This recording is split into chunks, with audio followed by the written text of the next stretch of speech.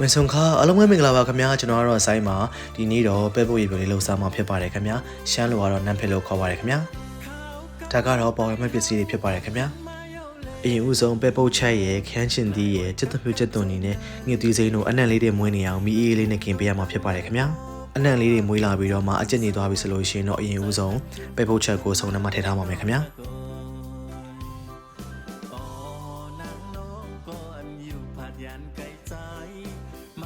ပြီးရင်တော့ခဏမီးကင်ထားတဲ့ခရမ်းချင်သည်ကြက်သွန်ဖြူကြက်သွန်တွေတို့ကိုတစ်ခုချင်းစီထည့်ပြီးတော့မှထောင်းပေးရမှာဖြစ်ပါတယ်ခင်ဗျာ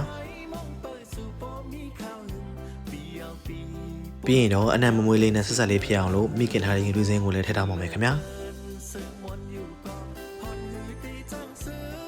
ထောင်းထရလေးတွေညှက်သွားပြီဆိုလို့ရှိရင်တော့ပကံတစ်ခုလိုပြောင်းထည့်ပြီးတော့မှအနံ့လေးမွေးနေအောင်နဲ့နံ့ပင်တွေအများကြီးထည့်ပါမယ်ခင်ဗျာ